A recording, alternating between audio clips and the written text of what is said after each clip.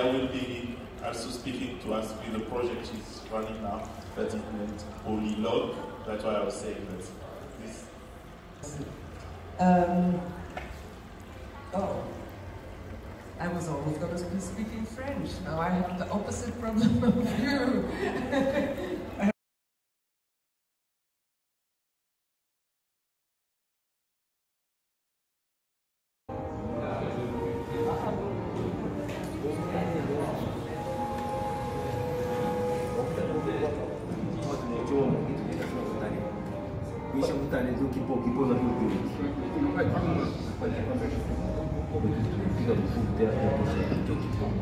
Kipo ni kusema kile kilikuwa kiliwe kinageuka kinakuya jo, tunakibeba hapa tunakipeleka mfuu.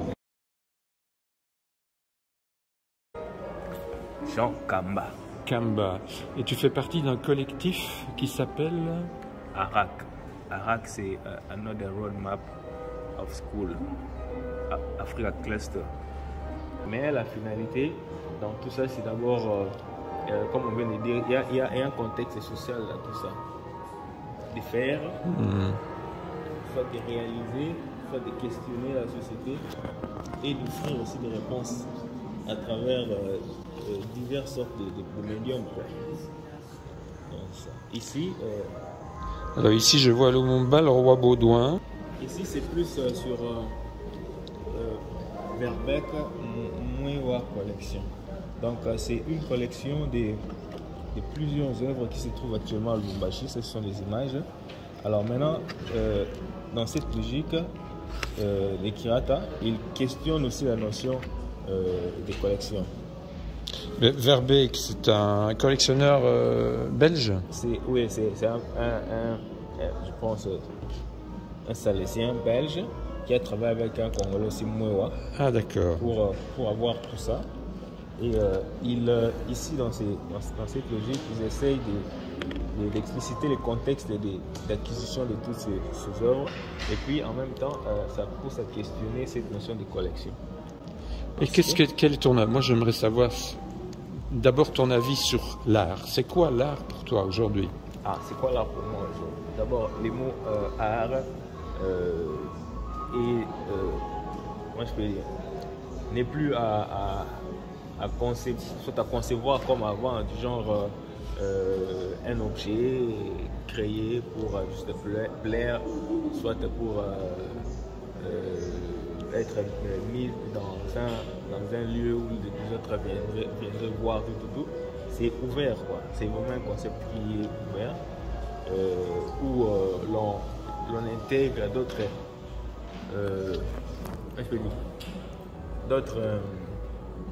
options, quoi. Et s'il faut d'abord commencer par la notion traditionnelle, on dit l'art, une œuvre d'art, c'est toute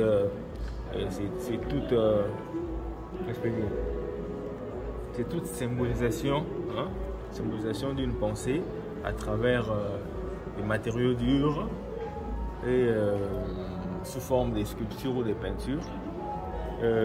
Actuellement, on ne parle plus de l'art seulement dans cette logique-là. On peut aussi parler de l'art dans une logique ouverte, quoi. Hein? Par exemple, ici, avec ce qu'on fait là, ça c'est une installation, pas une installation. C'est toute une installation. Ouais, c'est toute une installation. Qui est l'artiste qui a fait ça? Qui a été réfléchi par un de nos collègues qui s'appelle Christian Nyampeta. Il est ici là en bas, Nyampeta. Il a conçu ça, c'est comme une école. Par rapport à notre logique d'ARAC, c'est comme une école. Quand vous regardez, vous voyez, c'est comme des bancs, tout. Mais on a essayé de décloisonner cette notion d'école, soit d'ouvrir cette notion-là d'école en y intégrant des éléments qui pourront faire en sorte que les interactions puissent être faciles, quoi. Vous présentez tous les deux là. Et donc vous faites partie de la Documenta cette année. Oui. Donc c'est magnifique quand même d'être invité dans une institution historique de renom international. Oui. Quel est votre discours? Par exemple, est-ce que vous en avez un d'abord, tous les deux? Vous êtes ici pour faire passer quel message? Je crois. Tu te présentes? Oui, je commence pas. Mais... Ah oui, c'est vrai qu'on on avait. La discussion. Alors, Je suis Kakoulé, je suis commissaire d'exposition. tu es le curateur. Je suis curateur et je travaille au centre d'Arwaza, le centre d'art indépendant basé à Lubumbashi, en République démocratique. En Lubumbashi, qui est un centre d'art financé par le Congo. Quelque peu, oui, mais avec des bailleurs aussi internationaux. Ah, donc vous êtes. Pas l'État congolais, mais. D'accord. Donc vous avez une structure qui vous autofinance, quoi. Qui permet que vous soyez libre, c'est ça la question. Personne n'est vraiment libre, hein. Je pense que même les commerçants dépendent de leurs clients. Et donc toi ton nom? Patrick Mudekereza. De Patrick Mudekereza du centre d'Arwaza. D'accord. Et sur la question du discours, je crois que Lumbung n'est pas vraiment un discours. Lumbung, c'est une façon de vivre. Et donc, je pense que toutes les traductions que la plupart des collectifs font ici, c'est en fait une forme d'offrir à Kassel un moment de vie ensemble et qui soit le plus honnête, le plus intègre possible par rapport à là d'où nous venons. Et donc nous venons du Congo, on amène, c'est vrai, quelques cas d'études de chez nous, quelques questions de chez nous, mais c'est pas, je pense qu'il y a cette volonté de tirer cette documentaire du côté du militantisme, mais je pense que c'est tout simplement des manières de vivre et des questions, des préoccupations qui nous animent, que nous amenons ici, plus que vraiment c'est pas des pancartes, c'est vraiment des bouts de vie. Des bouts de vie. Vous êtes d'accord avec ce qu'il a dit? Totalement. Et d'ailleurs, c'est pour nous un honneur que nous ayons été invités à cet événement. Tu veux que je donne mon avis? Oui. Moi, je trouve que dans votre collectif, il y a beaucoup trop de curateurs. Il y a beaucoup trop de curateurs. Il faudrait en éliminer quelques-uns. Non, mais en fait, on vient d'un pays où, je pense, il y a encore 10 ans... Parce que le curateur, pour moi, c'est toujours la domination de quelqu'un sur un groupe. C'est absolument ça. C'est pour ça qu'il n'y a pas il n'y a pas de curateur à proprement parler. Il y a des kirata. Ah, voilà. Ce qui est absolument différent vrai, des curateurs. C'est vers là que je voulais vous introduire. Absolument. Non, en fait, toute l'installation... Alors, quelle est la différence entre un curateur et un kirata? Le kirata est non extractif. Donc, le kirata prend, tout ce qu'il prend, il s'arrange à ce que ça nourrisse quelque chose. Alors que le curateur peut se permettre d'être extractif, peut se permettre... Dans mon parcours, il y a 15-20 ans, on nous apprenait comment plaire à l'Europe, parce que c'est comme ça que l'économie de l'art fonctionne. Et donc tous les commissaires, toutes les expositions qui ont été faites, le marché international, absolument, le marché international, mais aussi le marché des résidences, qu'il ne faut pas oublier, le marché des musées, le marché des biennales.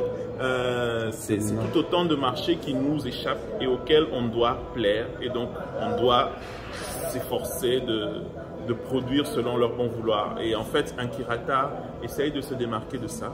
Un kirata essaye d'être attentif aux savoirs locaux, essaye d'être attentif à la possibilité que des ressources locales puissent accompagner la création artistique, essaye aussi d'être attentif aux besoins, pas seulement de sa prochaine expo, mais d'une scène artistique, d'une scène sociale en général. Donc c'est un concept réticulaire qui s'ouvre à un réseau qui n'est pas forcément le réseau de l'art tel qu'on le connaît, absolument, mais un réseau social vers le citoyen finalement. Oui, parce qu'on a toujours traîné ce cliché que l'art africain fait partie de la société, mais de plus en plus l'art contemporain essaie de faire partie de la société. Donc je pense que ce qui était perçu encore comme une forme de vision rétrograde, voire exotique de cet art qui est peut-être que de l'artisanat parce que c'est fonctionnel, devient, avec des projets comme Arte Utile ou avec tous ces projets participatifs, les nouveaux commanditaires et tout ça, on revient finalement à ça. Et donc pour nous, on peut jouer de cette avance-là pour imaginer, alimenter le discours international avec des nouvelles pratiques, avec des nouvelles perspectives qui s'alimentent de notre propre concept. Eh bien, je suis convaincu. D'accord. Mais aussi, en fait, les concepts, pas les concepts pirates dans le sens plus dans une dimension horizontale, plus dans cette forme de relation ou la domination. La question bête et brutale, c'est quoi là pour vous? Pour toi en particulier? C'est tout et rien à la fois. Ben, bonne réponse. C'est pour toi. Ah, c'est une tranche de vie qui peut se matérialiser, mais quand je dis matérialiser, ça peut être juste une odeur, quoi. C'est une tranche de vie qui prend forme, voilà. Ah ouais, d'accord. C'est beau ça. C'est un poète finalement. Oui. Futurible, j'aime bien ce mot. Je ne le connaissais pas. C'est une contraction de possible et futur.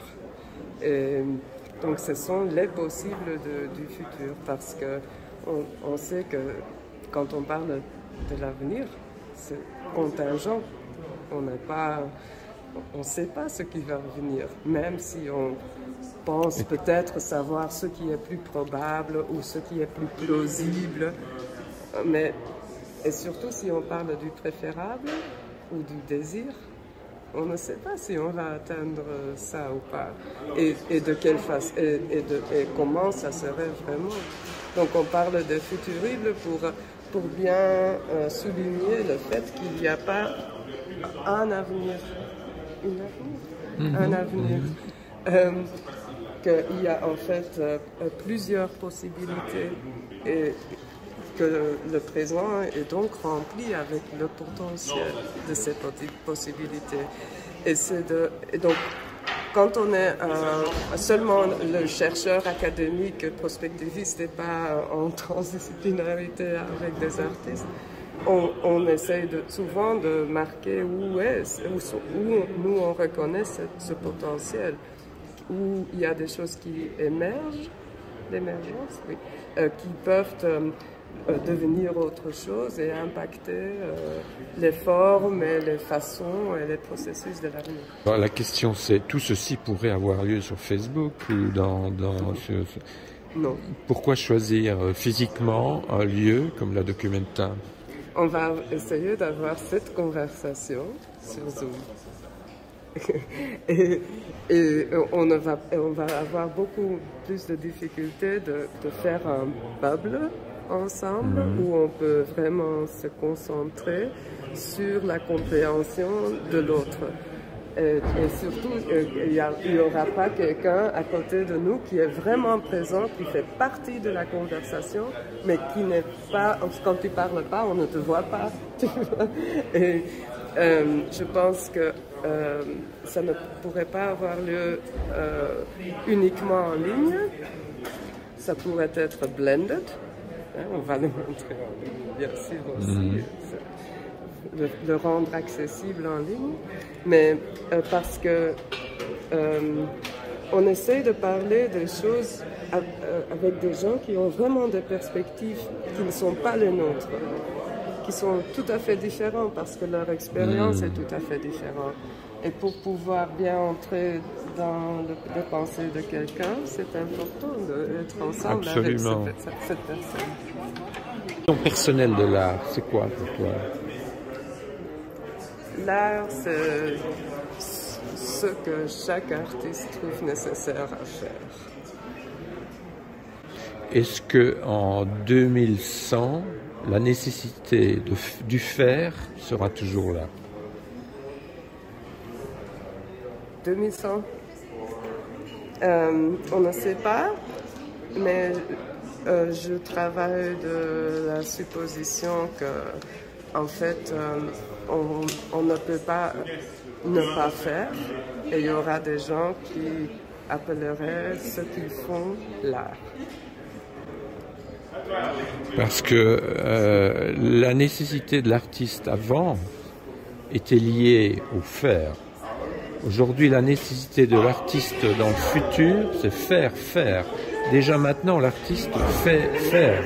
Oui, c'est exactement ce que... C'est exactement ce que le futur fait. C'est faire à d'autres. Mais ça, c'est aussi faire. En les pointant, oui, mais en les pointant du doigt et dire attention, ceci est une œuvre d'art.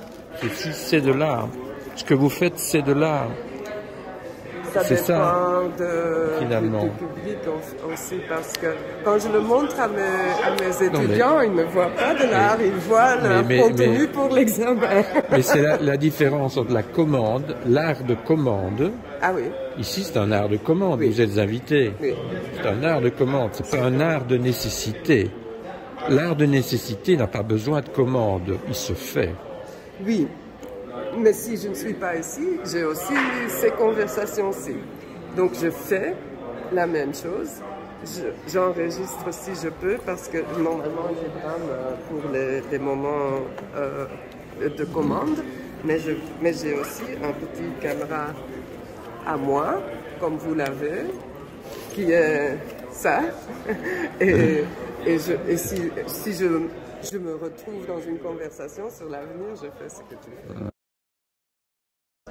Comme nous sommes un documentaire, je vois bien que ce qui est radical, ce qu'on a essayé de faire, surtout l'équipe de Ouangoupa qui nous a invités, c'est d'essayer de déplacer, décloisonner déjà, mais aussi déplacer, déglisser, de chercher des autres manières de penser, mais aussi de vivre l'art. Donc il y a les cuisines. Il y a les champs avec des ignames qui poussent, du maïs qui pousse, de la menthe qui pousse là-bas. Il y a la musique, mais il n'y a pas vraiment une grande séparation entre toutes ces formes. Et c'est ça le vécu. En fait, c'est plutôt un festival plutôt qu'une exposition. Et cette attitude de la vie, donc il ne se coupe pas de, c'est pas 10h à 18h, mais plutôt qui entre dans la vie, qui s'engage avec tout ce qui se passe. Question directe, qu'est-ce qui a fait aujourd'hui que ta journée a pu être artistique? As-tu fait un geste ou quelque chose qui t'a semblé être en phase avec ce que tu proclames? Oui. J'ai pensé à de belles questions, c'est ce que je dis.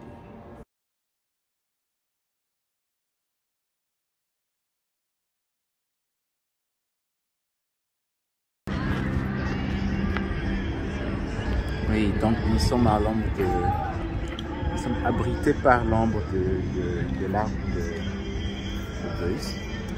Et justement, à propos de... je n'aime pas surtout définir l'art, mais je pense souvent à ce que l'art est, ou quand est-ce que c'est l'art. Et il y a deux choses. La première chose, c'est que je me rappelle souvent, je parle souvent à mes étudiants, dans les classes.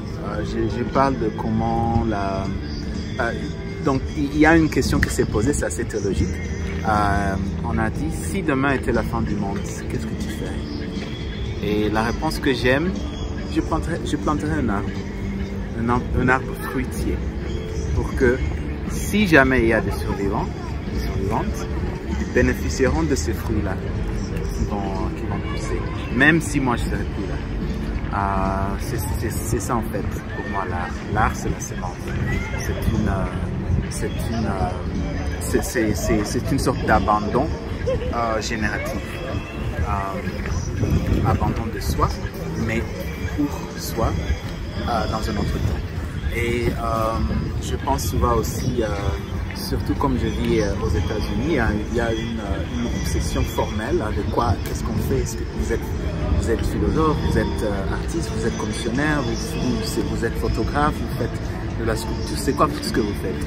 Et moi, souvent je réponds, bon, si vraiment vous insistez sur les médias avec lesquels je travaille, je dis souvent que mon média, c'est tout d'abord les dialogues. Je travaille avec les conversations.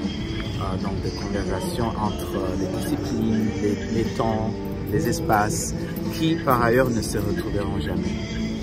Que ce soit à cause de la mort, de la séparation politique, des questions de genre ou bien des temporalités qui se contradictent. C'est ça en fait pour moi, le dialogue. C'est ça le commencement de chaque œuvre, chaque pensée, chaque collectivité. Je crois que ça aussi c'est ce qui est central ici à